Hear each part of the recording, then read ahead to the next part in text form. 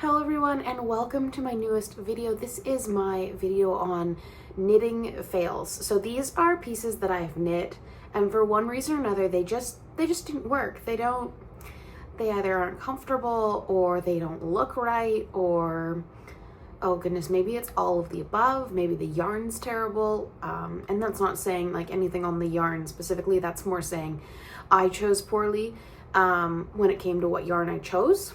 So let's jump right into it. Let's get started. So first of all, this is not a fail. This is what I'm wearing right now. This is my Staff and Light by the Crea Rebecca Clow. This is knit in Ancient Arts Sock NATO, which is their 80% superwash merino and 20% nylon. This was such a dream to knit. I knit a size 6. It is a top-down raglan construction, and you can see the raglan right there, and there's some fluff. But this is such a comfortable t-shirt. I wear this all the time. This is probably one of my most worn knitwear items, and that's saying something because I finished it in August. So it hasn't been long, and I've worn it the most. Like, I love this. I wear it all the time. It's comfortable. It was not ideal in 30 degrees. That was too warm. But in like anything under 20, it's so comfortable. Probably one of the, yeah, like I said, the most wearable piece in my knitwear wardrobe is this. I wear it all the time. This was a all over textured knit. So you've got your ribbing at the top. So we've got 1x1 for the collar, 2x2 here. Then you've got Estonian buttons, which was a totally new technique for me. And honestly, I'd worked myself up to it in my head, and it was so much harder than I thought it was going, or like so much easier than I thought it was going to be. I thought it was going to be this tricky, like super tricky technique. And then I read the instructions and I did it twice, and I was like, oh, that's not near as bad as I thought. So I try not to let myself get overwhelmed by techniques I don't know, because usually it's not as bad as I think it is. So Estonian buttons, another one of those. And then you've got this diamond shape, which is just, I don't know if it's easy to see. There we go, that's a little better. So you're just doing a different order of knits and purls every row to create the pearls, or like the diamond shape out of those purl stitches. So that's all that is. It's actually not complicated at all. And each motif is separated by like a row of knit stitches and then purl stitches and knit stitches. I don't want to give too much away because it is a paid pattern, but I highly recommend this pattern. Rebecca Clow's writing is fantastic. The patterns are super customizable. I think I modified the sleeve length a little bit. I made them like slightly shorter. And I think I modified the body length just a little bit. I think I shortened it just a touch. Mostly because I played Yarn Chicken. I always forget that Ancient Arts sock yarn is only 350 meters. And so I was short. I had 3 skeins, and I realistically would have needed like 3.5, but all I had was 3, so I made it work. At the bottom, you can't really tell. There you go. So the ribbing section here should have been longer, but I ran out of yarn, so I did what I could. And I wanted my collar ribbing and my sleeve ribbing and my hem ribbing to all match.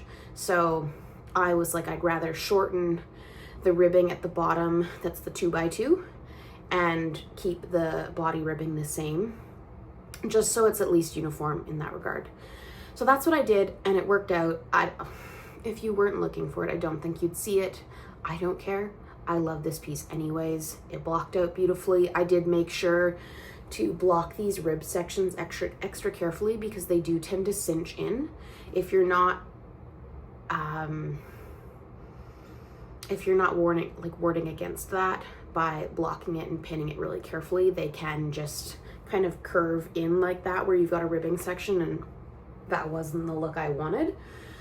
So yeah, that's my Staff and Light. This was not a fail, probably my favorite piece yet, and I'm so excited to get more wear out of it. I think it'll be perfect throughout the fall. Like, we're getting down to like 6-7 degrees at points, and that's ideal for this because I'm pretty warm as it is and my arms don't get that cold. So I love this piece. Yeah, one of my favorites. On to my not so favorite pieces. So these are the fails. For one reason or another, these just didn't work for me, and I'll explain why. So the first piece that I want to talk about, this is my very first ever knit, and I feel like if you get into knitting, normally people say, oh, like start with a scarf, start with something simple. Some people do dishcloths, and I was not interested. I was like, no, if I'm gonna knit, I'm gonna knit something useful. No, the whole thing was starting with a scarf. So you're not biting off quite as much, and if it doesn't work out, it doesn't work out. It's not a big deal. Now, I'm still glad that I started with a tank top because it made garments going forward way less intimidating. Like, I feel like if I'd started with a scarf, it would have been a lot harder to jump into garment knitting, whereas I started with a garment. It didn't turn out great, but then the rest of my garment knitting wasn't near as bad because I'd already done one, and I figured it out as a brand new knitter. I had no experience. There was no one I knew who knit in the round, so all I had was YouTube and my pattern, and hopefully that was enough. So this is the tip top tank. You can see I haven't even woven the ends in. I'll just move backwards so it's a little more visible. It's really wrinkled from being stuck in my drawer. This is a super simple bottom up in the round with a split hem. So you can kind of, it's there, with a split hem. So you start, you work flat for each of your hems, and then you join in the round. You work all the way up till you're separating for these triangle pieces. It is the same on the front and the back, so there's no short rows, there's no differences really. It is exactly the same, though I can't hold it so it looks like that.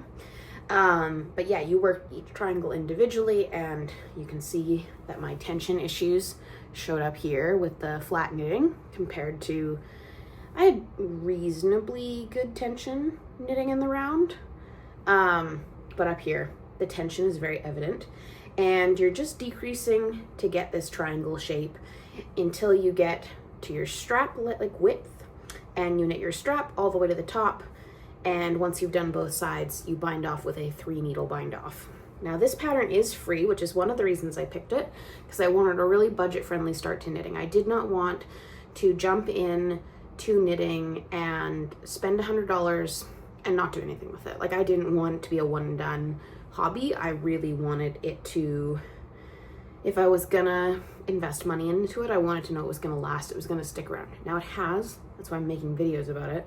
So goodness knows I've succeeded, but at the time I didn't know. So I bought cheap yarn, which we'll talk about, and I bought needles, circular needles from the thrift store, which honestly were not that bad. I just wanted to invest in Chow Goose, so as soon as I got the chance, I did. But they really weren't bad. For like, I think I paid $2.50 for each circular needle, and I didn't have a great variety in sizes, but I had enough that I could still do stuff. I could still knit. I made more projects after this tank with those needles. They worked out just fine. For the money, it was great. So yeah, a few issues with this top, none of which are the pattern. The pattern's great. If you want a good beginner, simple tank, this was awesome. I would recommend. So the first thing, if you work from the bottom up, at the time I didn't know anything about laddering. So you can see here, we've got some ladders on the side where my hems connect. That was just to me not pulling tight enough when I joined in the round and making sure those stitches were flush. So the hem kind of gapes a little bit. Now obviously I'm pulling on it there, but it really does do that when you wear it. I'm not gonna wear it. It doesn't feel like full coverage enough for me to put on camera, but it does fit. It's just a little snug. We've talked about the tension issues. There's also, this is not really unique to this top, and it doesn't bother me a lot, but it's just another, a little bit more fuel to the fire, I guess you would say, that makes me not want to wear this. So there's laddering at the top here as well, which again, I've seen that before. Now, one of the reasons this top is so unwearable is the yarn. At the time, I didn't know anything about yarn selection. I knew you had to pick something with the right weight, the right thickness. So this is a DK weight, which is what the pattern called for. But it's 100% acrylic because I was going, like I said, for a budget-friendly yarn. And I didn't know enough about substituting yarns. I didn't know what to look for. I didn't know how to substitute. So I was like, forget it. I'm just going to pick a DK weight yarn. We'll go with it. We'll see what goes. Now, again, I didn't know with acrylic that it tends to be quite warm. It feels very plasticky. Like I got this from Michael's. Like where we live doesn't have a yarn store, so you really got to pick what you can get. And so, yeah, I got this from Michael's. It's 100% acrylic. I would never again choose tweed for a tank. That's just weird. And yeah, so it's warm. It's plasticky feeling. It's just not a great tank. And I don't care. It was my first knit. I'm so incredibly proud that I learned to knit and I started and I made this. That's great. That's super cool. That was exactly the purpose of this knit, was knitting something simple and still a garment and seeing what I can do, testing my limits. And I did just that. I will likely never wear this out. I didn't even take pictures of it on me when I first finished it. I was like, no, I can do better than that. But it's still, I'm proud of it. So if nothing else, it's a keepsake. It'll sit in my drawer. It'll get wrinkled. If ever anyone wanted to see, what did you knit first? I'd be like, well, it's this terrible tank that I'm so proud of. So that's that one. There was better. Obviously I improved. The staffing is evidence. So my next finished object that I consider a fail, this is not in chronological order. So this is just in the area that I piled them next to me. So this is the square neck camisole by Helene Bebe. I'm not saying that right. I really butchered that. But as you can see, very wide, very cropped. That wasn't really what I was going for, but I'd never done an all over ribbed garment. So this just, it blocked, and it blocked out so differently, so much wider than I expected. Again, it's so wrinkled. It's been in my drawer, so you'll just have to ignore the wrinkles. It was also inside out, so we fixed that now. But this is just a bottom up, no, it was top down actually. And so we cast on with Judy's Magic Cast On, I believe, which I didn't enjoy. For these straps, I also had to redo the straps because I got them twisted. It was really confusing. I was trying to figure out if they were twisted, and maybe they weren't, and then they were, and then I untwisted them, only to find out that I'd twisted them in the first place, and I had to completely restart. So after all the finagling with the straps, you then join in the middle and you work your 1x1 rib flat. You do your armhole increases, and then you work in the round all the way down to the bottom. And I knit this in Sandnes Garn Sunday. And then all the finishings are a double knit edge. So the reason this is a fail is purely because it blocked funny. And it's so wide and so cropped, and it doesn't hug. Like, it's supposed to really hug you, and the rib's supposed to like stretch around your curves and your shape. And mine doesn't do that. It just sits. It goes straight down. It's boxy. It's weird. I don't like it. And I never wear it because it's a bit scandalous. The straps are far too long. I should have shortened them, but I wasn't comfortable modifying. I was trying to trust the pattern and hope it worked, and it didn't. So I don't wear this really. Every once in a while I've worn it into like the backyard, but I won't wear it in public because the straps are always falling down. The V-neck doesn't sit quite right, and it's just not enough coverage. Yeah, I think I knit a size too big, maybe 2 sizes too big. I didn't really understand the rib. I did block it. Like, I swatched and blocked my swatch, and that was fine. But I think with the weight of the garment, maybe I should have steam blocked it instead of wet blocking it or something. Something should have been done differently because it just didn't work out. It didn't work out at all. It's a good pattern. I've seen other people who knit this and theirs looks immaculate and mine just doesn't. I don't know if I'm comfortable with the idea of knitting an all over rib garment anytime soon. This kind of scared me. It scarred me a little bit. I haven't felt super confident in going back to it. So nothing wrong with the pattern. it's all me. It was my blocking. Something to do with that just didn't work out. So that's why I consider that top to be a bit of a fail. I learned a lot. It took forever to knit, and I'm glad I did it. I do wish it had turned out differently, because I feel like it's so stretched. I don't even know how you'd fix that. I just don't. It feels too far gone. So it just sits, and it is, and I am proud of it, and I won't get rid of it, but I don't wear it. And some people would say maybe you should frog it, but I just can't bring myself to do it. So the next project that I knit that was a fail was actually for only one little reason, and it'll still get some wear probably in the summer because it is a summer knit, but it won't get quite as much wear as I think I'd anticipated. So this is my Cumulus tee. This is knit in Knitting for Olive Cotton Merino in their color Dark Cognac, and I believe I knit the extra large from the pattern. This is petite knit. There's a ton of positive ease. I could have sized it down, almost guaranteed. The fit is a little bit funny because of that. But the biggest issue with this top is I knit the sleeves 2 different lengths. I don't know how. I used a technique where I take, usually I use like safety pins or locking stitch markers, and I put them where I decrease on my sleeves. And then when I go to the second sleeve, I pull the safety pins or the locking stitch markers out of the one sleeve and onto the new sleeve. And then I know when I run out of stitch markers, my length matches. Somehow that didn't work. I'm not sure what I did or how I did it, but it didn't match. So I put them on, or like I put the top on for the first time, and I looked at the sleeves and I'm like, something looks funny here. This one's bunching, this one's not. And the sleeves are different lengths. So I don't know how it happened, but that honestly, like, as much as no one else is likely to notice unless they're looking carefully, I notice every time I see myself in the mirror, and I'm like, oh, the sleeves are bunching. Oh, the sleeves, you can see.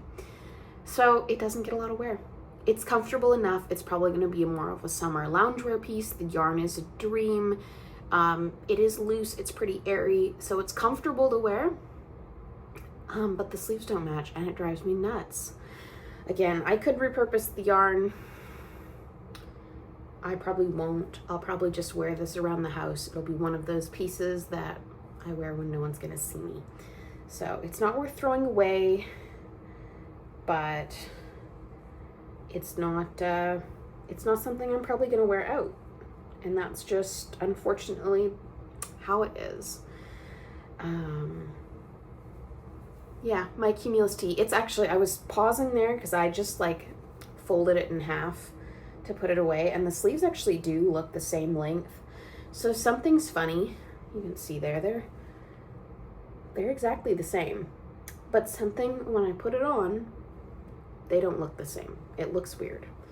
So it's wrinkly because it's not summer anymore, and so it's not getting any wear. But that was kind of a fail, and I was really sad about this because this took so long to knit because it's on like 3.25, well, it's on 3mm needles normally, but to meet gauge I had to go up to 3.25. So I did that. It took forever. It's a light fingering weight, and I was knitting on this for ages. It honestly ruined plain stockinette for a while because I just could not stand to do more. It was so long. So long, took forever. But that's my Cumulus tee, bit of a fail, which is really sad. Following the petite knit trend, I mentioned in my last video that petite knit patterns tend not to work for me. Not always by any fault of their own, but I've just not had historically good luck. And so this is my Cumulus blouse, and it's pretty. It actually fits quite well. This was my second knit garment. I actually marled 2 different yarns together. I used one strand of Drops Kid Silk and one Sandnes Garn Tyne Silk Mohair, and I marled them together. I'd been gifted this yarn, and it's not bad. It's not a bad color. It's a pretty good fit. I actually tried it on yesterday. I was like, oh, that's better than I remember it to be. The biggest issue with this is the yarn is itchy, so it doesn't get a lot of wear. I think in the winter, I might layer it over a turtleneck that I have, a long sleeve turtleneck, and that might make it better. It is a pretty deep V, so I think like the turtleneck will be a good addition. Like technique and construction and whatnot, it actually looks pretty good. I was really impressed that this was my second all over knit garment. It's just itchy. So I'm really careful now with mohair, that I pick a mohair that's not going to make my neck crazy, that I'm going to feel comfortable in all day, and that is kind of hard to find. I think this was more the issue of the Drops Kid Silk, not the Sandnes Garn Tyne Silk mohair, so that's why I still have some Sandnes Garn mohair that I'm going to use in a future project. It's just because I don't think that was the culprit. I'm pretty sure it was the drops, so I don't think I'll be working with Drops Kid Silk anytime soon. It's so uncomfortable to wear. So that's that. Like I said, that pattern is not at fault. It's a good pattern. A lot of people adore this, and I feel like if I were to try it again, I might size down because I don't think I need the ease that Petite Knit recommends, and I think I would consider like I did 3/4 length sleeves this time. I do like that, that's good, but I think I'd consider doing full sleeves. And I would do decreases in the hem like she suggests. I omitted those in the hem this time, and it does roll a little bit. It's not as bad as it was at first, but it definitely rolls.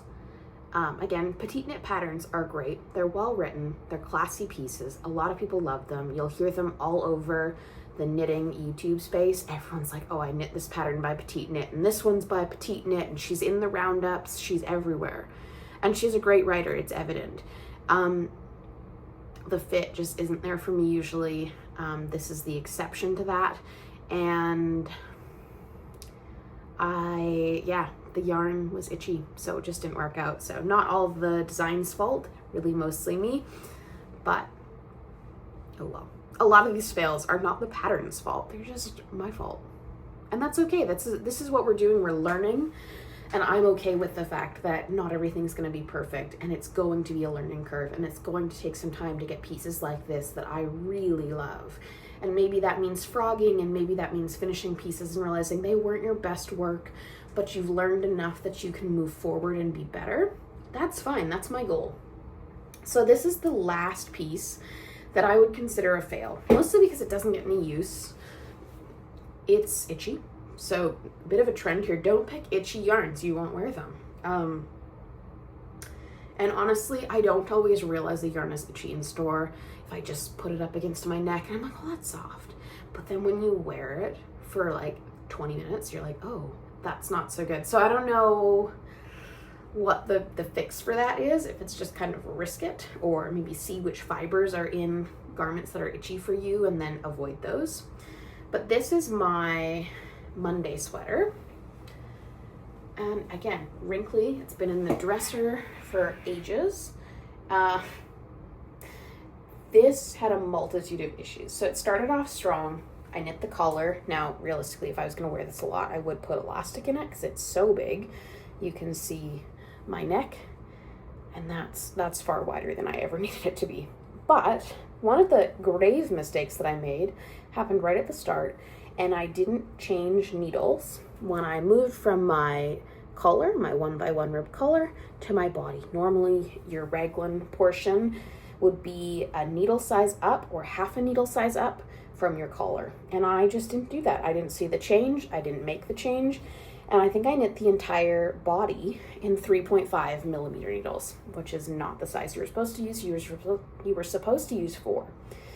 So when I got to about here in the raglans, I realized, oh, this isn't fitting. It's too small. Now, part of that was because it hadn't been blocked, and I didn't take that into account. But I started adding a ton of extra raglan increases on the body to make sure it fit, which not the worst idea for modifications, but then when I wore this, it was so big here, and you can kind of see my wonky increases down the side here. It was so big and so wonky fit-wise that it looked, honestly, I didn't like it. I hated the look. I got a lot of compliments on it because, it was my first. I hated it. It was terrible.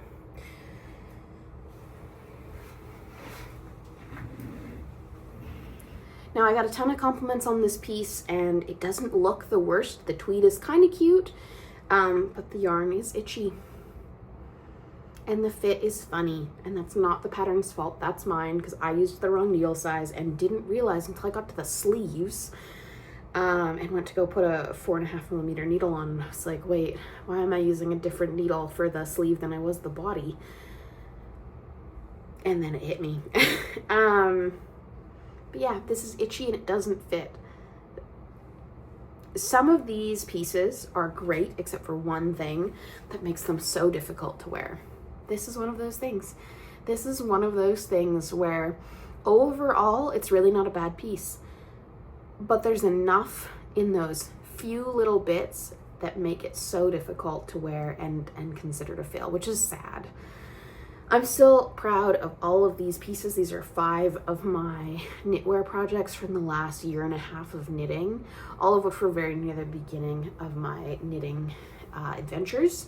And I learned lots from every single piece. I learned something new, whether it was a new technique or something to watch for, a mistake to avoid in the future. I learned something. So don't be afraid when you're knitting to fail. It's really not that big of a deal. It's a hobby for a reason. It's a learning experience, and learning means failing. The eldest daughter in me hates that. Hate failing. If I'm not good at it the first time, I don't want to do it at all. And I forced myself to be bad at knitting for a while, to take time to figure it out, to learn the techniques, to watch the videos, to swatch, do swatch. It's really annoying. It feels like you're knitting something that's never going to go to any use. If nothing else, make a board out of it. I really like that swatch board. I love it. It actually makes me a little excited to swatch and get to add to my board. But swatch, really be careful with the yarns you pick. Try to really think through, what is this going to feel like in a garment? How is this going to feel when I wear it in the sun? How is this going to feel if I'm sweaty? Which, like, obviously don't run a marathon in your knitwear unless that's what its purpose is. But like, really think through, I wake up in the morning and I wear this piece of knitwear. Is it going to be functional? Does it go with the rest of the pieces in my wardrobe? Do I have bottoms to match? Or do I have, if you're knitting a skirt, do I have top to match? There are ways to avoid a lot of these pitfalls, but also read your patterns carefully. If my Monday sweater is any attest, read your patterns carefully. And you'll probably avoid things like knitting the entire body in the wrong needle size and then having to jankily do increases, or rip back. Don't be afraid to frog, because it's worth it. It's worth it if it's going to mean you have a piece that you actually love, rather than something to clog up your drawers, which a couple of these pieces are, and I refuse to frog. I refuse to take my own advice and frog a piece that I've completely finished. And now some of these, that's because the yarn's itchy. There's no real point in frogging that anyways. It's not going to get wear. So it's either really donate it or store it for the memento that I consider it to be. Other times it was just learning. Your tension will improve with time. Your technique will improve with time. Your speed will improve. Your knowledge of techniques like blocking will improve. My square neck camisole is the only piece that blocking effectively ruined. And blocking is a good thing. Block your knits. You'll learn something new every single time, and some of the mistakes or the fails will be completely unexplainable, like my cumulus tee and the mismatched sleeves. I don't know how it happened. It doesn't look like it should look like that, but it does. So try something new. Figure it out. Test yourself. Push yourself farther than you ever thought you could go. It's worth it. Like, knitting is one of my favorite things to do, and honestly, if all I did with knitting was learn to make this tee, I think it was worth it. Not only has it been great to keep my hands busy, it's been something to watch during hockey, it's been something to de-stress. That's worth it. And I got one amazing t-shirt out of it, plus other things that I haven't shown you. That's amazing. That's well worth it. So if you haven't, if you've been discouraged because you made a mistake or your piece didn't turn out like you thought, just try again. Try a different one. Try a different pattern, try a different yarn, and you will learn as you go. But everyone has fails. Everyone has some pieces in their closet and they're like, oh, that didn't work. I took pictures of it and I was super proud of it. Maybe you still are, but it doesn't get worn, or it doesn't look good, or it doesn't do what you wanted it to do. Everyone has a fail.